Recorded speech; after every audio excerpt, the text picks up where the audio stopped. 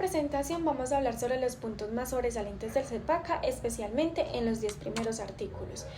Veamos, los primeros artículos se enfocan en tres aspectos fundamentales. Primero, el fundamento constitucional, segundo, democracia participativa y tercero, el rol del servidor público.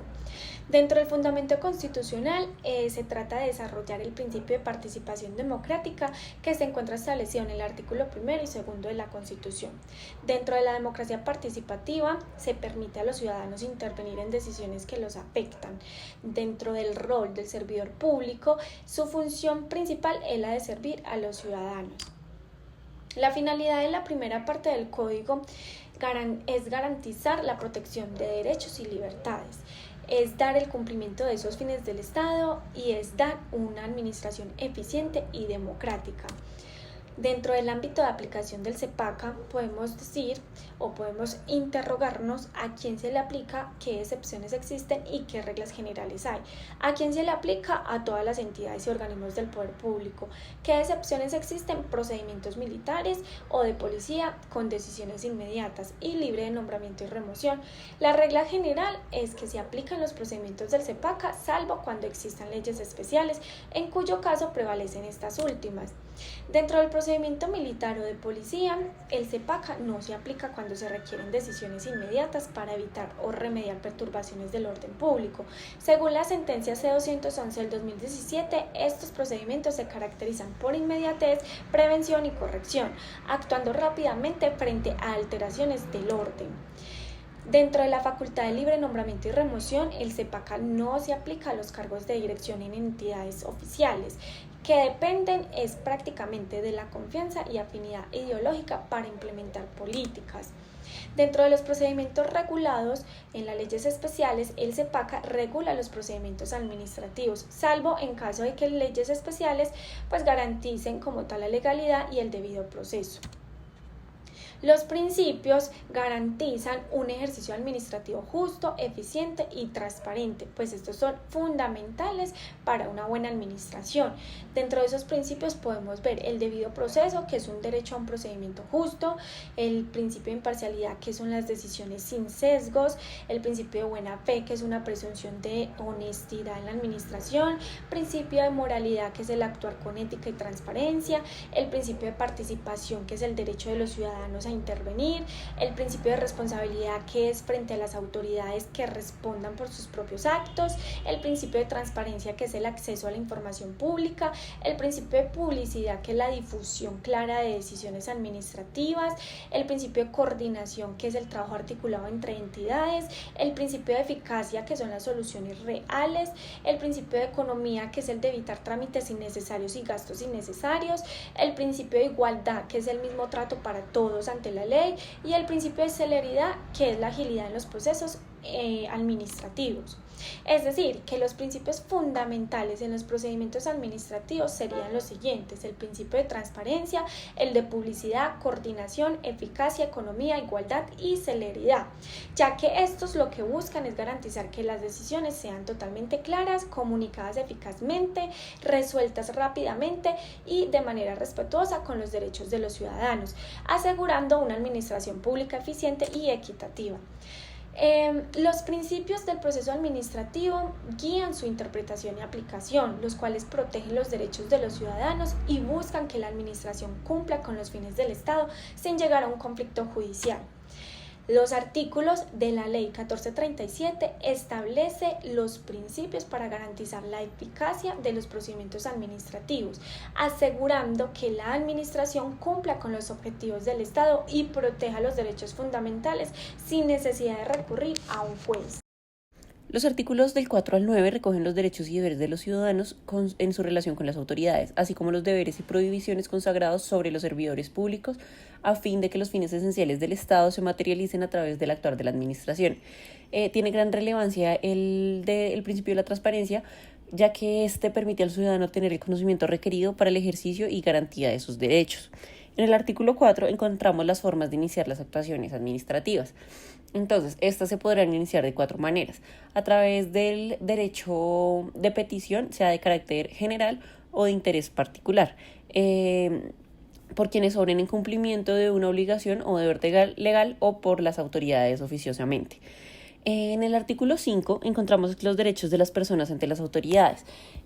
Los diferentes derechos están presentar peticiones, conocer el estado de cualquier actuación administrativa o trámite, obtener información que repose en archivos o registros, obtener la respuesta oportuna y eficaz de sus peticiones, ser tratado con respeto y considerar debida dignidad humana, recibir atención especial que si se trata de población en estado de indefensión o debilidad manifiesta, exigir el cumplimiento de las obligaciones de las autoridades y formular alegaciones y entregar medios de prueba, entre otras.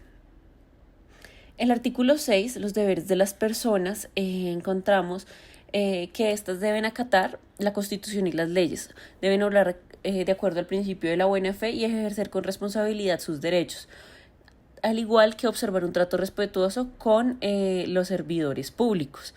El incumplimiento de estos deberes no puede ser usado por la administración para desconocer el derecho particular.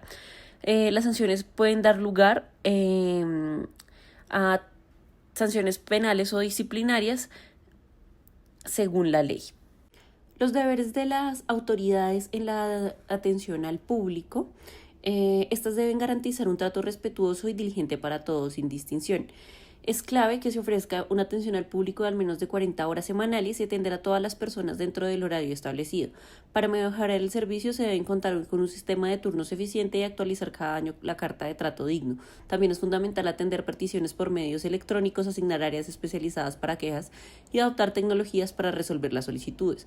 Además, se deben habilitar espacios adecuados para la consulta de expedientes y cumplir con las normas establecidas por la Constitución y la ley. También se encuentra presente el deber de la información al público. Este está consagrado en el artículo 8.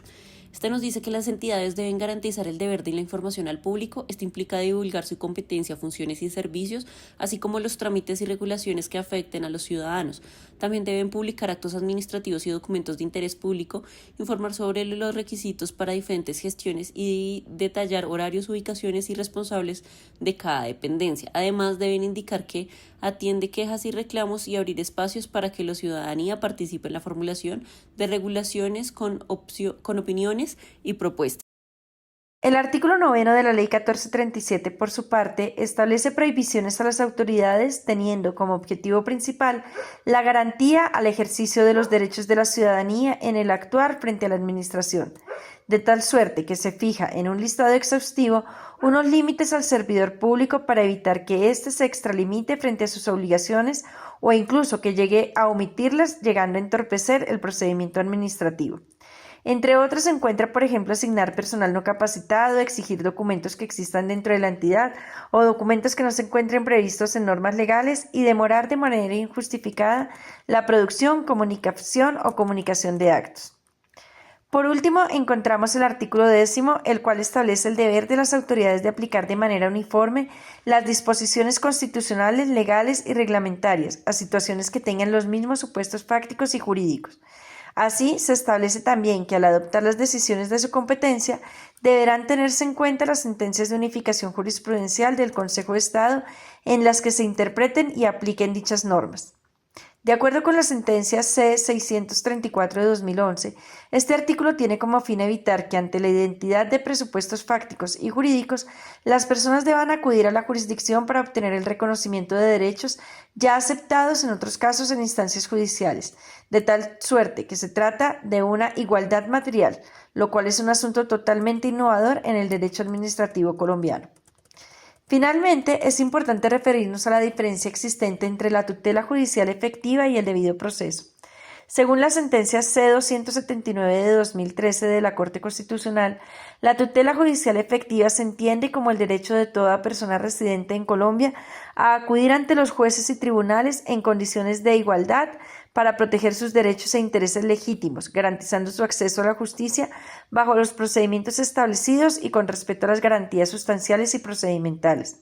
Por su parte, entre otras sentencias, la C-341 de 2014 se refiere al debido proceso como un conjunto de garantías procesales dentro de cualquier actuación judicial o administrativa, para que los derechos del individuo sean respetados durante su trámite, asegurando la aplicación correcta de la justicia. Así, Podemos observar que al hablar de tutela judicial efectiva se habla de garantía al acceso a la justicia, mientras que el derecho al debido proceso es el aseguramiento de que el proceso se lleve a cabo de manera justa y conforme a la ley. Igualmente, como diferencia, encontramos que la tutela judicial efectiva se refiere exclusivamente al ámbito del proceso judicial, mientras que el debido proceso tiene un ámbito mayor, puesto que aplica también dentro del procedimiento administrativo e incluso en el ámbito privado. En la doctrina existen diferentes posiciones sobre si el debido proceso contiene la tutela judicial efectiva o si es lo contrario. En cualquier caso, debemos afirmar que se trata de dos derechos totalmente interrelacionados.